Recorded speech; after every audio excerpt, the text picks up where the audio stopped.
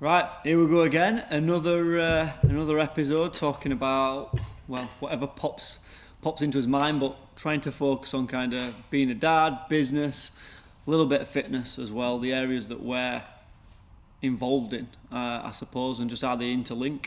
So yeah, what's been happening? Yes, well, we were just discussing before we went on now, on with it. You're now at the 7 month mark. I'm 4.5 months, and the key difference between us right now is you've now crossed the weaning stage, haven't you? Yeah. Which I'm not at yet. Yeah. Even though Alfie's on the big side, so he feels like a 6 monther and he's rolling over and all that stuff.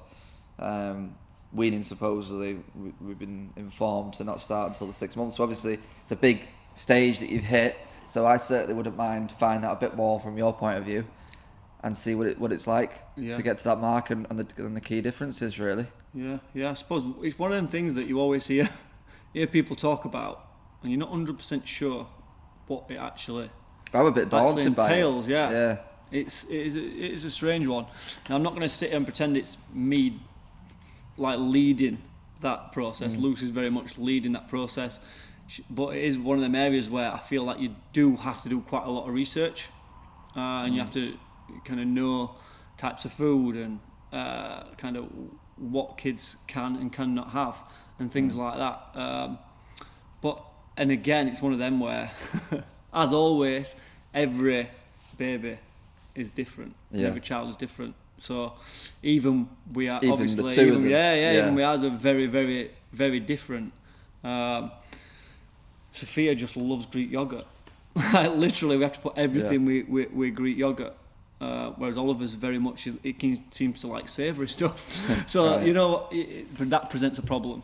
But yeah, it is a big stage. And you see a big difference in them actually being interested. And getting personalities and preferences. Getting personalities and very noisy when they're doing it, and very like needy and very shouty and very like screamy and it is I do enjoy watching it though. It's quite cool, and it kind of does. It's chaos, but organised chaos in some ways. But I think it's supposed to be that way.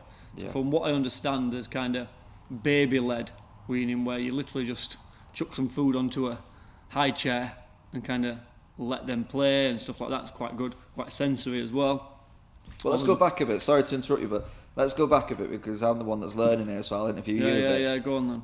Where did you get your info from before you started weaning?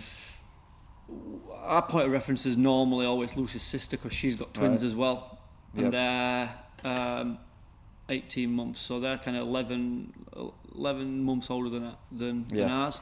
And again, just going back, Sophia's under consultant still and speech and language therapist. So because she was kind of underweight, that is a thing. So she kind of has some high formula kind of fluids, and we were just kind of, when we went to see a consultant, mentioned the whole process of weaning, and she said get them started. And Oliver had started to show an interest in food, so when we're eating his tea or having his breakfast, whenever it is, he's kind of looking and like, oh, what's that, and like seems interested, kind of wants to grab your plate, kind of wants to have a look. So we just give it a go really. And like anything, first one you're like feeding them and thinking, what's going to happen here, what if they choke, and things like that. But they seem to have took to it quite well. Because I've listened to some NHS, what was it? It was like an NHS provided seminar online. Okay. And I learnt a bit from what I know, which is very little. Like you're almost feeding them veg and fruit, aren't you, a lot at the beginning? Yeah. And again, I'm learning stuff that I'd never even knew. Like I don't understand how this isn't more common knowledge, but it just seems a bit mad to me that you just feeding your kids like a stick of carrot or whatever. Yeah. And is that the meal then? Is it, or is like will they have different? Can you have just carrots, for example, for a meal? Yeah, I think everything's got to be more purity. Right. You've got to remember there's no teeth. Yeah. And stuff like that, so I think that's quite difficult. But it is things like rusks and stuff like that, like things to suck and dissolve, basically. Like little Snacker Jack crisps, but like baby versions. Yeah. Purees, pouches and stuff like that. You'll soon find that, you go to like Morrison's or wherever and try and get these pouches, and ours love like the banana flavoured ones. Try and get them. So that makes sense. So there's actually products out there that are ready to go for. Because I was under the impression that it's going to be loads of effort to kind of I think set up. Is the ready to go things? It makes sense. So we do a bit of both, but Lucy did get. It is kind of stressful because you can spend loads of time prepping food. So we were doing sweet potato, we were doing like say carrot, pureed veg, and then straight away you put all this time and effort in, put it in the fridge, get it ready for the next day, and they just don't even eat it. And then you're throwing it out, so there's a lot of food waste. So it is kind of a mix between kind of getting a little bit of what we eat and pureeing it up and trying that, and then using these like ready-made pouches, and then ours have took to kind of Greek yogurt and a little like kiddie yogurts and stuff like that. They're quite like them. But again, as we're aware of nutrition, you're constantly researching. Oh, how much sugar should they be having? What about salt content? What about this? What about that? So it is just a whole new learning experience, I suppose. And knowing when little cues when they're full and things like that. Like I learned that other day. To milk, it's totally different. Our feeding Oliver, and Lucy's like, he's full. I'm like, how do you know? Because when you going to feed, he's like turning his head to the side, and that's like a cue. And I'm like, wow, that's amazing.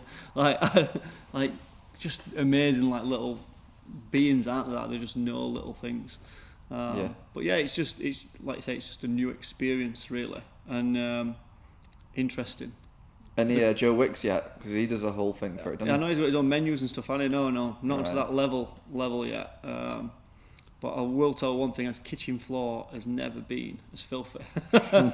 Literally just covered in food. How are you feeding them actually? In a high chair now? So in high chairs, so that's another milestone. Another milestone, It's brilliant. Like, put them in high chairs in the morning, and they're looking outside. And so will they stay in that outside of meals as well? They'll sit there for a little bit. They have to while you tidy up and stuff like that. It's just absolute chaos. But they seem fairly happy in there, and like you say, it's just nice. Now it feels like accelerate after 6 months, like rolling. Then being stronger with the legs. Then I think like teeth are not far away. Then you've got weaning. All these stages are coming thick and fast now. But it's good to see that progress, especially for us when we had that beginning stage where it just felt like they were in hospital and nothing were happening and nothing were changing. So to see this constant progress now is quite nice, quite refreshing, I suppose. Yeah, because obviously I'm a couple months behind you. He's starting to roll over a lot and all that kind of thing, and develop a little bit of a personality. But obviously that's the key milestone that I've got in the horizon, the weaning. I feel like I've got the hang of a lot of the day-to-day stuff for this stage. Mm-hmm. But I've got that on the horizon, thinking that's my next one where I actually don't have a clue what's going on. Yeah. And I've got lots to learn. And obviously when you get there, you realise that you're learning the job and you get the hang of it soon enough, or you at least get the hang of it enough to have a go. The cues are they're hungry, bang, give them a bottle or give them breast or whatever it might be. But then when we're weaning, I suppose it's like, oh, they're hungry. Do they want bottle? Do they want food?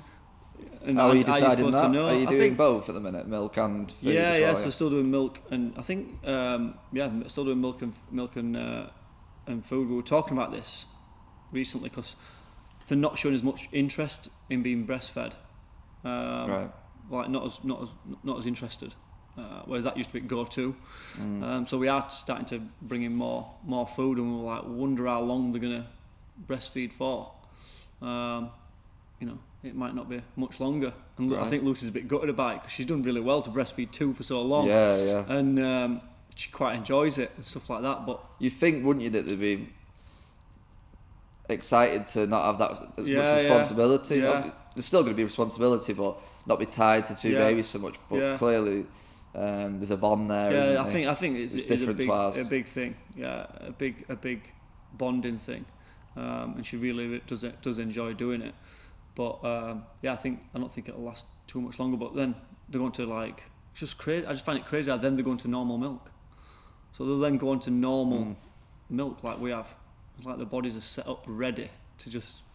I imagine that what they've been on is milk, but with extra things in that they need. I imagine. Yeah. Like, I don't know what's in it. Yeah, it's crazy. Something else that they need, some ingredients.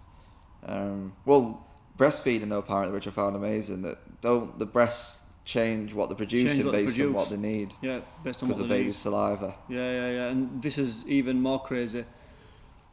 Each one of our twins will have different requirements depending on time of day or time of, if they're going through a growth spurt, etc. Right. And Lucy's body will know which one's attaching due to their saliva and DNA and stuff like that. That is ridiculous. So, basically, like, having their own login. Yeah, login, like password, yeah. Yeah, login and password. Face recognition. Yeah. That is basically. Mad. This is what's crazy, though, is how much people say things are unrealistic, whatever, like... I can't think of a good example. United could never win the league this year. It's unrealistic, but then the human body's producing stuff like that. Yeah. So, it's mad. What else is new? I mean, one thing that we've not touched on, which I think is quite good for other people listening who might be in a similar position. What issues, as in, like... So I'll just say one of mine. So, for example, what downsides we've had recently. So, I don't think I covered this last time we spoke, but Alfie had his first fall. Yeah. This was a few weeks back now. Yeah. And it was my error as well, so I felt How dreadful. did you feel? Yeah. So it was basically, obviously, you come in from the car or whatever, car seat, I would put it on something that I thought was secure.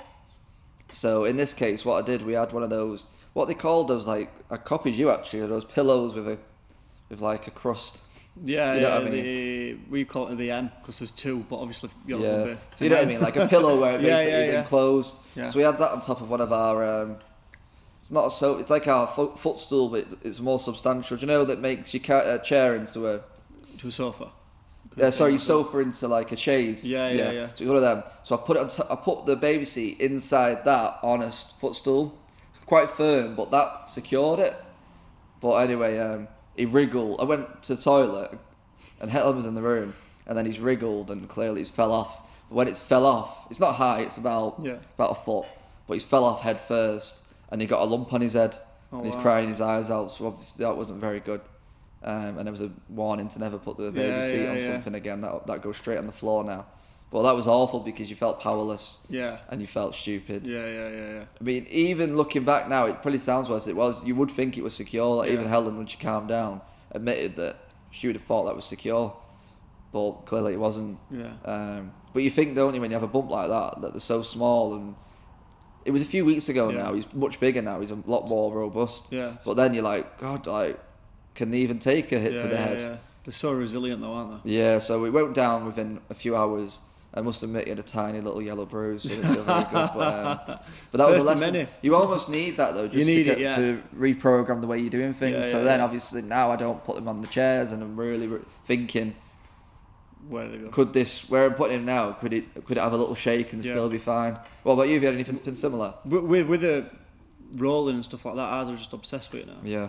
Just literally started happening one day. Oliver did it, and then Sophia must have been thought, I'll have a go at that. Alfie does it loads, but it's quite annoying actually because he can roll in his front, but then he can't roll back. Yes, that's so he gets insane. stuck and then kicks off. And has to do it after being fed all the time and is sick and stuff like that. Yeah. So, but because they just want to be able to move a little bit more. But there's two of them, and they can not aware of each other sometimes. So there'll be kicks at face, there'll be banging heads. And stuff like that. So there's little things like that, little scrapes like that, and we're always conscious because he's quite a bit bigger than she is. So we don't want him rolling on her or different weight class. Yeah, different weight class. It's a bit rough as well. Yeah. So it will like grab her, and that's the problem I suppose with having twins. They'll always be interacting with each other and stuff like that. But our main thing is, I feel like a broken record all the time, but still sleep. Like we're just really struggling with sleep still. So we're actually starting with a sleep coach next week, which is something I never thought were even a thing. You're going to drop the numbers on us? Well, how much it is? Yeah, things like that, so people know. I think it's two, so we've got 2 weeks where she creates like a 2-week plan for us, and we just interact with her, let her know at night's gone, and she'll make changes, I suppose. A bit like a nutrition coach might do, or a PT might with a client. So 2 weeks, and I think it's 280 quid.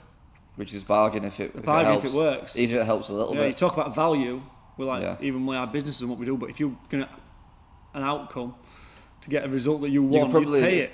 if it worked, which I assume it's going to, or at least work in some way, if you'd pay quadruple, wouldn't you, really, for your sleep? What's more valuable than your sleep, really? Yeah. So we're trying to get them from where kind of the sleeping kind of with us as such into kind of their own cots. Yeah. So just something that's, again, talking back to work and stuff like that, is that if I'm having to work an evening, Lucy's sometimes on her own and has to do the bedtime routine with both from her own, which is bath, bed, everything. And if one don't go down, kind of the other one tends to wake up. So we're in a really bad situation there. So it's just that I've got 2 weeks or a bit longer, hopefully, where we can actually, do this. And that's something I never thought I'd have to do. I never thought I'd have to stop doing work to be part of the bedtime routine. Oh, is that what's going on then? You're going to have to make sure you're not working at night? Off work for a few weeks, on evenings. So are they coming to your house to sleep coach? No, it's all online. Right. But we feed back there every day. So quite interesting, really. I bet it's a decent little business, that. Yeah, because you could manage loads of clients at once. I imagine. I was going to say the biggest challenge is getting the clients, but you could easily target parents, and half of them probably struggling with sleep, aren't they? Word of mouth. How many parents, I'm struggling with sleep. Oh, well, what? Have you tried this? Did you get it from a referral? Yeah, referral, yeah. Are they local? Someone else. No, she's not. She's from Midlands. Right. So there you go. When do you start that? Next... 20... Yeah, so not next Monday, Monday after, sorry. And how do you feel about starting it? Are you apprehensive? Are you excited? No, excited. Just looking forward to getting sleep. Excited to getting some sleep. Is there any kind of guarantee? Not like... No, but you just carry on working with her. If it don't work in 2 weeks, she said it'll only take 2 weeks. So she's confident you're going to get... She's actually a twin expert. Right. So we kind of wanted someone super niche. Super niche. Super niche. So yeah, she's hopefully going to be able to help us because we need it. What's the qualifications? Not that I care about, she should have, but do you reckon she just is an expert from experience? Yeah, probably an ex-nurse or neonatal nurse, I imagine. So yeah, but she seemed pretty confident. So yeah, that's pretty common what's happening and stuff like that. So yeah, pretty confident it's going to work. What do you want out of it? Because you mentioned going in their own beds. Is it more transition of that, or more getting more sleep? Yeah, transitioning into their own cots and stuff like that. Yeah. But we're unsure with twins as well, because there's just so much conflicting information. A lot of people say they need to be in the same room, right? Whereas other people say they need their own rooms, because then they'll not wake each other up. So how's that looking? Because that's another key milestone again, the 6 month mark. Yeah. So they've not got in their own beds yet. No. So is that supposed to be a little bit late, or is it? I think that's a little bit late, definite. Yeah. And then they go in their own bedroom together. Other parents we speak to, went to a first birthday party yesterday, and other kids there, and it's like, oh, what time? My kid sleeps through till we put him down at 7:30, and he gets up at 4:00, but then he's back to sleep till 6, and we're like, wow, I love that. We're up every 2-3 hours.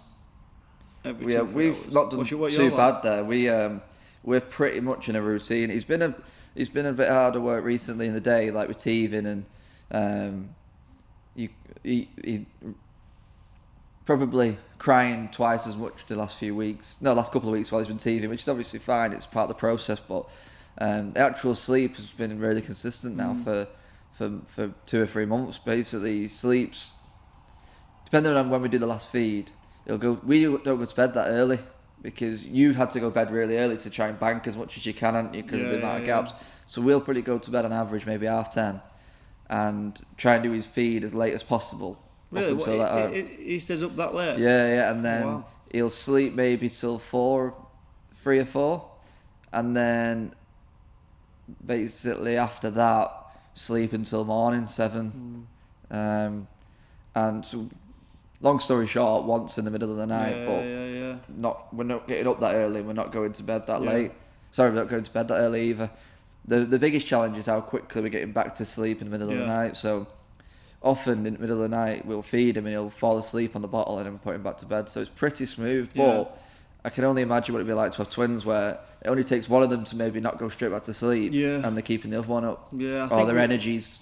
Do you know what I mean? Yeah, I think we've just really struggled to get a routine, because again, we're in hospital for 5 weeks. Then with my work, it's just not worked where there's been tours to kind of do it properly. We've just not had the actual time to actually implement it. We've just genuinely been winging it. Yeah, for 6 we've been winging months. it, but I wouldn't say it's anything down to what you've been doing. It sounds like you've done everything you could possible, but twins is a different ballgame. Yeah. And most people that you talk to can't relate because it's twice as hard ultimately. Yeah. You're trying to... When Alfie's got energy at night, obviously things go out the window, but all it needs is one of yours and they'll energise the other. And plus, I'm talking about, we might get up at 3 or 4. But in your case, it only takes one to get up at 3 and then the other one's maybe not ready and then they're up at 4 and then the other one's back up at 5. And they're on different timetables. Like they're on different tag teaming timetables, basically. What would you do if one woke up in the night and the other one didn't? Would you wake the other one up and give them both a feed? No, don't wake them up. It's normally like I'll be in one room, Lucy's in the other. Right. Say, I've got Oliver, for example. He wakes up, I'll get up, do the usual, rock him, try and get him back to sleep, try and put him back down. But it doesn't always work. So then it's like, right, I need to go in to Lucy because he obviously wants feeding. Yeah. I'll try and do it myself first, and then I think he wants feeding. So pass him to Luce. Right. I'll either text Sophia into other room, or she might be all right if she's just asleep. So it's. Yeah, so but then you're making decisions in dark while you're both asleep. Yeah. And it's like, that weren't the right decision sometimes. Do you know what I mean? So again, we don't know if we're doing the right thing, we don't know if we're doing the wrong thing. And everyone you talk to is like, well, it's just different, isn't it? It's different for everyone. I don't know. I don't know what twins is like. So it's like, well, we need that expert. So I think it's just recognising that we need help and we need an expert to help us. Because, How much sleep on average would you say you've been getting for the last 2-3 months? Probably 5 hours. And that's broken up as well? Broken 5 hours, yeah. Broken 5 hours is like average. And you're learning to function on that now, aren't you? Yeah. Because you wouldn't even come across as somebody that's tired. No. Exactly. It is weird. Like, I talk about, like, saying to guys who I know in their 20s, like, just do as much as you can now. Like, trust me. Because, like, you are capable of so much more. Like, I've said this before, that if I had a bad night's sleep on a Sunday night, for example, and I weren't quite 100%, I might be like, I'll go a bit easier with my training today. Or maybe I do deserve a steady hour in day where I don't do a bit of work. Whereas now I know that actually that's rubbish. Like, you can just power through. Yeah. And things don't have to be optimal. That's one of the things I've definitely learned. But in your 20s, you've got a different mindset. You can. You've got all the energy in the world, but you spend it trying to be as idle as possible. That's what you do. Whereas when you get older, you've got the will, but you've not always got the full tank of gas, I suppose. Yeah. That's a good point, to be fair. But while you're in your 20s, you've just got a different mindset. Like, we've discussed it on our other podcast episode, where in my early 20s, I'd just do everything I could just to pass the working day, not get any reward. It wasn't rewarding because I wasn't enjoying my work and I wasn't getting any good feeling out of doing a good job, I suppose. And then when I started to actually care about what I was doing and started to find it rewarding, then you start to be energised by it and you start to enjoy it, don't you? And you start to want to work harder and start setting goals and achieving those goals. That's why your 20s and your 30s, I suppose, are completely different things. Yeah. But and as you know, when you've got all the will, you're running out of the actual time itself. You're limited. What we can get output wise now is completely different. And we're working with a lot less, aren't we? Time wise, energy wise, all those kind of things. What I've found with time wise is mornings are critical, because I don't know if you obviously staying up a bit later, so I don't know if it might be different for you. And I know me and you are quite different in that respect. I'm very much an early morning person when I'm at my best, but I've got to get my big jobs done in the morning and my main tasks. Otherwise it's not getting done, because I'm from kind of 5:30. I'm making tea. We're weaning twins. Then it's bath time. Then it's bedtime at kind of 8 o'clock, really, 8:15. Yeah. So I ain't got an evening where I can, unless I'm actually coaching, to be doing admin. So my mornings now are like, it's got to be bang on. Like, I've got to get my bulk and my work done before 10, 11 o'clock. Otherwise the day just runs away from me. I try and do a lot of that. I don't get up as early as you. I get up about 7 most days. And I'll always try and, I call it like batting things out my court. I hate holding things on my side of the court, because things aren't moving on while you're keeping hold of them. So I bat everything out, even if it's just kind of like doing the bit I need to do for now, whatever it might be, all the admin tasks, return some emails that are important. Obviously, I won't return all the unimportant ones right away, and then I'll do my high energy tasks, whatever, maybe go and do some meetings or whatever that the businesses require that day. I don't like leaving all the little bits of admin, the important admin, not the unimportant stuff, while I'm out, because it's in the back of my mind. When I've got it all out of my core, I can actually focus on my task properly then. And not have anything lingering in the back of my mind, worrying about it, thinking I need to wrap up because I need to go and send that email or I need to make that call. Would you still put anything like that earlier on in the day, or are you doing stuff in the afternoon like that? I do just prioritise the bigger work now. I probably were guilty in past of doing loads of little jobs and getting involved in loads of little things that probably didn't need to be done. That I felt might have been adding value to my businesses or whatever it might be. But now it's just like, what's got the biggest impact, what needs to be done. And I've become a lot better, I think, at delegating a little bit as well, and passing off responsibility. I think because I've got no real option. It's got to be done. 'Cause I can't do everything anymore. That's one thing I've said before. It's really good for delegation, and not only delegation but prioritising and saying no to things, because you're almost, in the past you were saying no, maybe knowing that you could if you really wanted to, whereas now you're saying no and like I can't, it's going to affect my evening routine or what, things that are just non-negotiables. So you almost have to say no in some cases now, but knowing that you have to makes it easier, doesn't it, rather than saying no just to be efficient or whatever. And I used to always you might find this, that I used to always think to people who use the kids as an excuse, and I never want to be that type of person, but sometimes they just are their priority. So it's tough, isn't it? It's like that's there's two different sides to it. I think we've said before, using your kids as an excuse to say not look after your health or whatever it might be, everyone's different. Then that's different to using your kids as an excuse. I've got to say no and prioritise. That's a good reason for it, I suppose, isn't it? So obviously this episode's about being at the 6-7 month mark and the new milestones. What would you say to yourself 3 months ago? What lessons have you learned?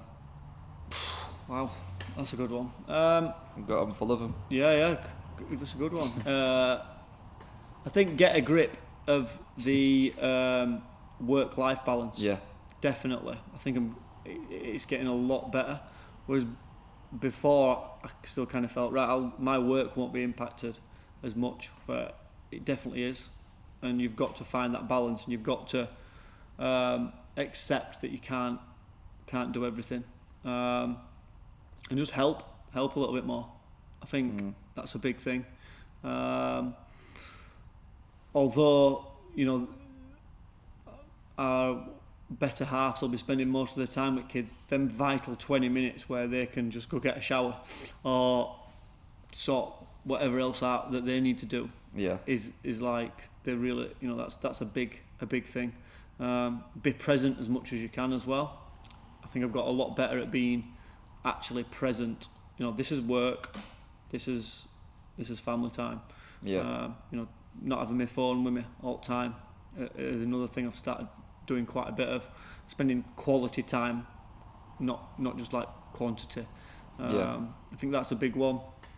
And just enjoying the time as well, because I think it's easy to get caught between looking forward, but actually, someone said this to me recently, enjoy these first 5 years, because before you know it, they'll be running to school gates and not even saying bye. And I'm like, well, that's quite profound, really. And I thought, you know what, you need to enjoy this time. And as you've seen as well, they change so much now in short space of time. Like in a week, it can be totally different, like different smile, different laugh, different, like I said, rolling and stuff like that. So it's just enjoying each moment as well, and not putting too much pressure on myself, I suppose. Yeah, it's mad, isn't it? Because I actually looked at a photo about 2 months ago, and he looks like a completely different person. And obviously, I know that he's growing up fast and all that, but I was actually still blown away about the difference in the picture. Well, we actually had a milestone yesterday that there were 32 weeks when they were born, and they've been 32 weeks out. Right, yeah. So that is like the 32 weeks when Lucy were pregnant seemed like the longest 32 weeks ever. Yeah. I think these last 32 weeks seem to have just, I don't know, just gone. Do you know, like really fast. Yeah. So again, that's just something about slowing down and enjoying it, and appreciating it. And, and like we said, we were always wanted to be the type of dads who set his business up so we could be a dad and be at home and be present. So you're just following that a little bit more as well, I think.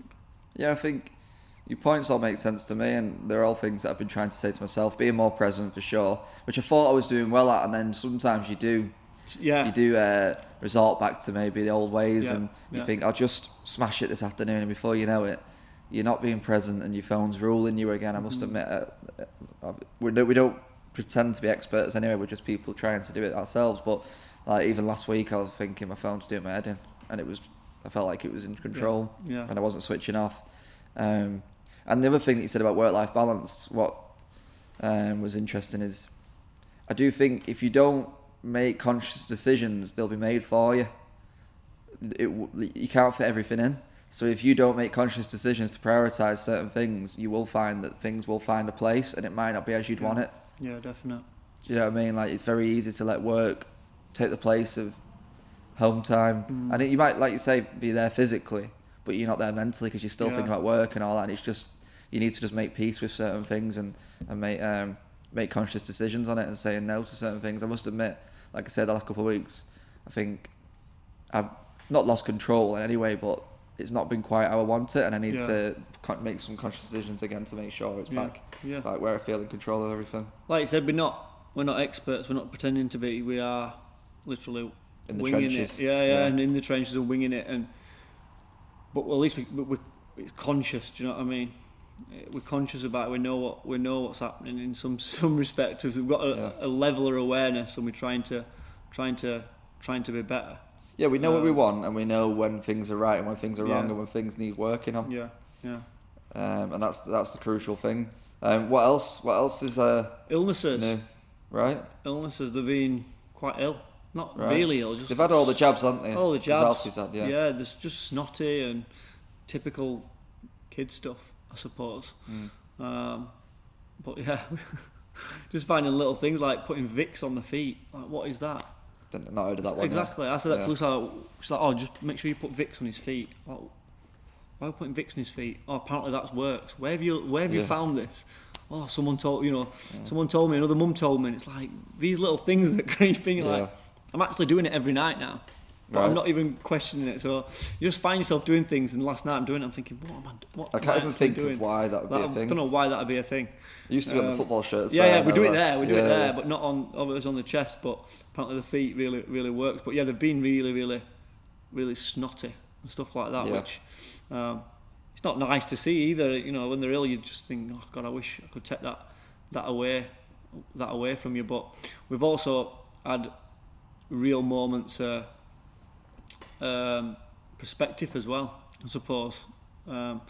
Just because we've been in touch with other people who are going through a really tough time with health with their children at the minute, and again, that I think it just puts it into perspective. And when you're having them bad nights and when you're having them tough times, that you're like, actually, you know what?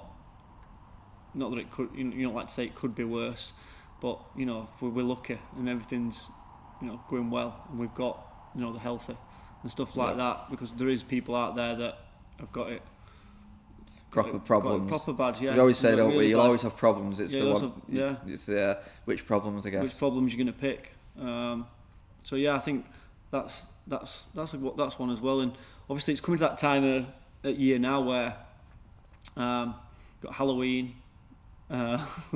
Lucy wants to do with this pumpkin picking and stuff like that, where you go and you go to a field where the pumpkins have been cut and placed into a field, and you buy them for 20 quid.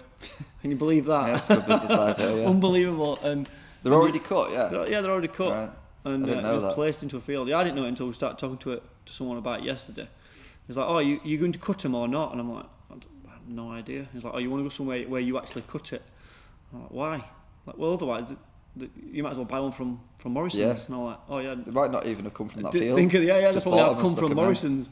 So like these little things that you like, these little milestones. Got Halloween, and Lucy's gone out and bought them like Halloween costumes and stuff like that. And then you think about Christmas and stuff like that before you know it, and it's like the first Christmas. That's going to be another big milestone, and what we're doing for that. And you've got to think about, right, we've got to fit all family in, because everyone wants to see them. We've had that discussion recently as well. I think we might be almost there with a plan. But what about first abroad holidays? Have you thought about that? Yeah, this is something we discussed actually with other people at this first birthday yesterday. Right. Like a few people had already been away with their children. They're all around the same age, or a bit older than ours. A lot of people at this party, so their kids were all 1 or just above 1, and they'd all been away, more or less. And we were kind of saying, you're literally going away, which is nice. But once you get them to bed at 6, 7 o'clock, 8 o'clock maybe, what are you going to do? Just sit on the balcony? Yeah. I don't know. It just doesn't appeal to me. You don't want to put pressure on yourself. That's the key thing, what other people are doing, because everyone's situation is different. And we obviously like our UK breaks. We've done a lot of those, both of us, haven't we? So for me, I know Helen's pushing for an abroad holiday. Maybe not right now, but she'd like it to be as soon as we can. Yeah. Whereas I'm in no rush. I'd rather not have the pressure. I'm same. Yeah. I'm not a fan of airports. I'm not a fan. I hate the whole process of actually going on away. Like they're getting ready for it, they're getting up, they're getting to the airport, the flight, the transfer. I hate all that. And we're two little humans as well. I can just see that experience being very not. It could be a breeze if it goes how you'd like it to go. Yeah. Sometimes some days Alfie's bang on, and it can be at a fancy restaurant if you want, and then some days you're like, I'm so glad I wasn't anywhere important when this happened. Yeah, it can happen at home, but I just know speaking to a guy the other day, and his kids 1.5 and 3 maybe, and he went on holiday and they were stuck on runway for 4 hours. Yeah, you wouldn't want that. On 4 hours on the runway delay. Yeah. And that just, I don't want to do. I don't want any part of that. So I'm actually not in any rush to go abroad. And obviously with COVID and stuff, it's probably been 2.5 years since we've been away. And we, like you like to travel and like to see things and experience things. But I'm actually not in no rush. And I think, like you said, there's plenty of places in this country you can go and enjoy. But I know a lot of people are always keen to get the first holiday because it's like kids are free before they're 2, aren't they? I didn't even know. I knew there was something like that. Flights, something like that. These are the things that you learn. Yeah, that's what somebody said yesterday. Well, you've got to get them in while you can. Like they booked like 3 or 4 holidays before the 2. Yeah. But again, not in any real rush for a broad holiday, to be quite honest. Yeah. Yeah. So, long story short, 6-month mark, 7-month marks, nothing to worry about there. Eh? No, easy, mate. Easy. Yeah, just, no problem. Just a walk in park, really. Like, from 3 months to 6 months, it's fine. You're not gonna struggle at all. Yeah. Well, that's the next stage for me now. It's just around the corner. So, weaning's next. Yeah, you'll be fine. You actually get to eat some of the food as well, which is quite decent. Oh, that's good. So, there goes a little perk of the job. Yeah. I've actually improved my diet because Greek yogurt and stuff like that. So yeah, it's not too bad.